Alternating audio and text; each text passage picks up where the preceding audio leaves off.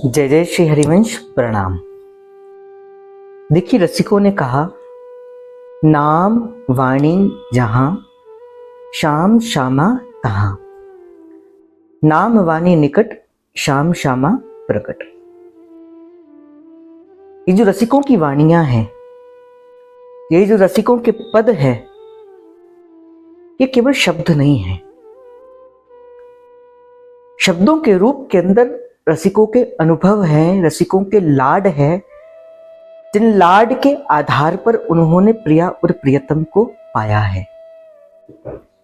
और जिस रसिक की जो वाणी होती है वो उसी का ही स्वरूप माना गया। जैसे चतुरासी जी आचार्य चरण का स्वरूप है, महाप्रभु का स्वरूप है।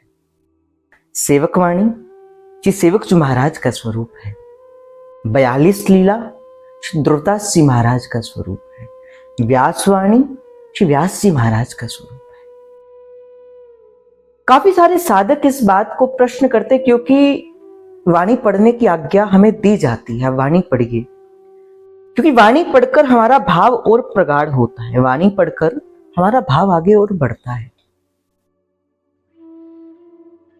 पर साधक प्रश्न करता है कि भैया वाणी पढ़ते तो हैं, कई बार वाणी पढ़ी नहीं जाती, शब्द कठिन होता है, उच्चारण सही नहीं होते, और अगर पढ़ लेते हैं, अगर अनुवाद कर भी लेते हैं, आसानी से पढ़ भी लेते हैं, तो वाणी हृदयंगम नहीं होती, वाणी को समझ नहीं आता। देखो, संतों ने एक तरीका बताया जिस तरीके से हमें वाणी के पास जाना है। जैसे हमने पहले कहा कि वाणी क्या है, संत का सानिध्य ही वो वाणी के रूप के अंदर हमें मिला है। अब संत के पास जाते हैं तो कैसे जाया जाता है कि याचक की भांति जाया जाता है, हाथ जोड़कर कृतज्ञता के साथ, प्रेम के साथ किसी संत के पास जाया जाता है। फिर जब संत प्रसन्न होता है, फिर अपने श्रीमुख वाणी से आपको आशीर्वाद देता है। उसी प्रकार ही वाणी के पास भी कैसे जाया जाए, एक याचक की भांति जाया जाए।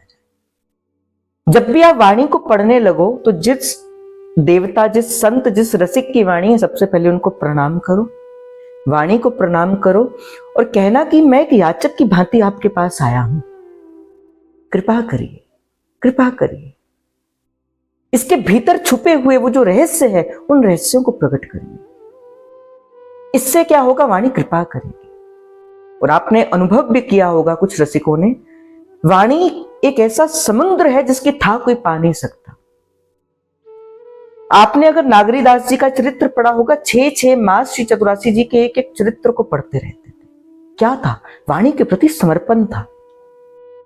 कई रसिक आज भी कई दिनों तक, कई मास तक एक एक पद का रटन करते रहते हैं। क्या है? प्रेम है। ऐसे ही हमें करना है, एक याचक की भांति एक वाणी के पास जाना है। और जैसे समुद्र के बीच में रत्न होते हैं, इसलिए तो उसका नाम रत्नाकर है, किंतु समुद्र के बीच में जाने के लिए जितनी आप गहराई में जाओगे, उतना नवीन रत्न आपको मिलेगा।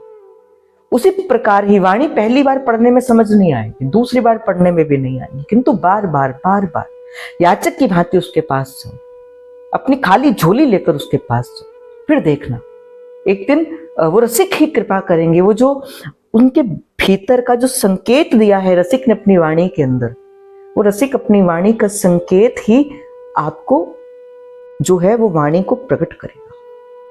कहत सुनत जपत हरिवंश वाणी, ये मंत्र की भांति इसे रटिए, पहले रटिए, रटते रटते रटते रटते श्री जी कृपा करेगी, हृदयस्थ भी हो जाएगी। किंतु सबसे पहले जपिए, गाइए, ध्याइए और धीरे धीरे इसी भांति से याचक की भांति जाइए। फिर वाणी कृपा करेगी, आपको वाणी का मर्म भी समझ आएगा।